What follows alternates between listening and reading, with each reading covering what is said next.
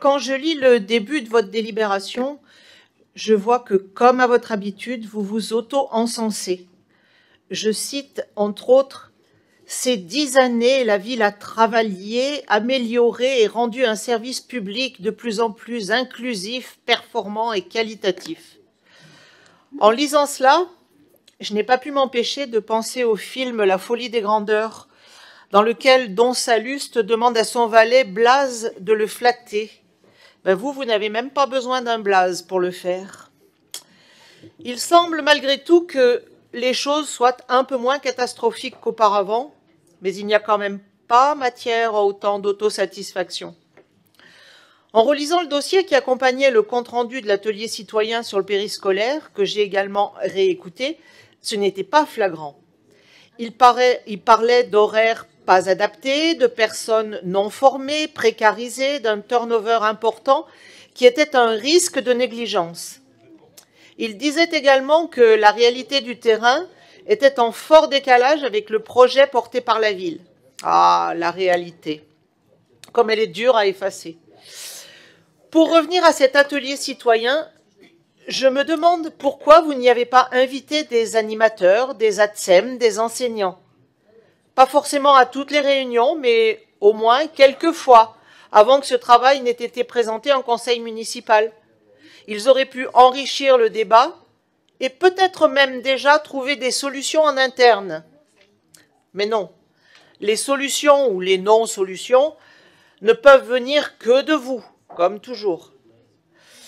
Dans l'introduction de cette délibération, vous revenez sur les 4 jours et demi de la semaine scolaire, en rappelant que tous les chercheurs préconisent une organisation sur 9 demi-journées. Ce que vous oubliez de préciser, c'est que c'est le samedi matin qui est la meilleure demi-journée conseillée par les chercheurs, car ce sont les 2 jours de changement de rythme qui ne sont pas bons pour les apprentissages des enfants. Je l'ai déjà dit, mais j'ai vécu avec mes collègues enseignants les semaines avec le mercredi matin dans les écoles, en particulier en REP+, ou avec des élèves en difficulté. Le jeudi devenait alors un jour où les apprentissages étaient extrêmement difficiles, où il y avait plus de bagarres et plus d'accidents pendant les récréations, et où en fin de période, les élèves en difficulté étaient tellement fatigués que leur niveau se trouvait inférieur à celui qu'ils avaient en début de période. Je n'avais jamais vu cela auparavant, mais qu'importe. Vous maintenez cette organisation, quitte de surcroît à laisser partir les meilleurs enseignants. Vous savez, ceux qui bossent avec toute leur âme dans des communes où ils auront de meilleures conditions de travail, où leur état d'épuisement sera pris en compte. Mais ce n'est pas votre problème. Comme pour tout, vous restez ancrés dans vos certitudes et vos dogmes, sans vouloir voir ce qui se passe vraiment. Bref. Pour aller un peu plus au cœur du sujet du périscolaire et des préconisations des parents, vous commencez par évoquer la fin du système de garderie pour un véritable accueil de loisirs périscolaires. Mais depuis 10 ans que vous en êtes responsable, vous n'avez encore pas réussi à offrir aux élèves un véritable accueil de loisirs? Vous évoquez les difficultés à embaucher des animateurs et à les pérenniser sur leurs activités, sans doute. Mais si vous les aviez conviés aux ateliers, ils vous auraient peut-être donné des pistes pour en attirer de nouveaux. Il y a 29 étapes qui encadrent les activités sportives. Ok, mais il y a 77 écoles, soit un éducateur sportif pour 2 écoles et demie. Ce n'est peut-être pas tout à fait suffisant. Il y aurait également une trentaine d'intervenants extérieurs, associations, auto-entrepreneurs. Alors là, je trouve que c'est carrément insuffisant. Vous financez un grand nombre de vos amis dans des associations diverses et variées. Combien de celles-ci participent-elles au périscolaire? Vous préférez les orienter sur vos transitions plutôt que concrètement leur demander de participer à des activités tangibles et réellement utiles. Il y a aussi la possibilité de disposer d'une offre complémentaire avec les associations socio-culturelles.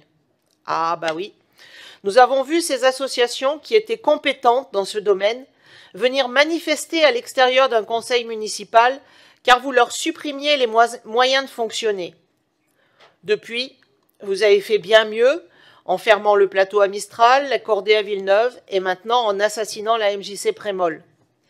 Vous préférez avoir peu de personnes devant les enfants, mais que ces personnes soient bien formatées et puissent transmettre votre doctrine dès la plus tendre enfance des Grenoblois. D'autre part, j'ai désespérément cherché la liste des, je cite, les projets pépites développés par les équipes. Il y en a 13. Eh oui, les pépites sont rares. Là encore, en élargissant les ateliers, vous auriez pu en trouver d'autres. Vous dites que les activités des intervenants en périscolaire sont encore trop méconnues. Je trouve étrange que vous n'ayez pas monté en épingle ces activités-là, vous qui êtes les champions de la communication. À mon avis, s'il y avait autant d'activités, vous en parleriez. Les parents pourraient avoir accès à des tableaux sur le site de la ville pour voir quelles activités sont proposées dans l'école de leur enfant. Moi, je n'ai rien trouvé. Dans vos réponses aux préconisations des parents, toujours beaucoup d'autosatisfaction, mais bien peu de réponses claires et précises, de vagues projets, des promesses qui n'engagent que vous, enfin, l'enfumage habituel. Je le redis, il y a 10 ans que vous êtes à la tête de la ville et vous continuez à dire ce que vous allez faire un jour. Cette délibération se termine par la charte, si on peut dire, de la commission extra-municipale du périscolaire que vous allez créer. Pourquoi pas? Je constate quand même que cette commission sera composée de 24 parents, dont seulement un tiers issus du panel de l'atelier citoyen. Pourquoi en éliminer 2 tiers? Parce qu'ils étaient un peu trop critiques? Il y aura aussi 2 élus de la majorité avec leurs suppléants. Aucun des oppositions, entre parenthèses, et 3 agents de la ville, dont seulement un agent de terrain. À mon avis, mais je sais bien que vous ne l'écouterez pas, il faudrait plus d'agents de terrain et aussi quelques enseignants, puisque le projet périscolaire doit être en accord avec le projet pédagogique de chaque école.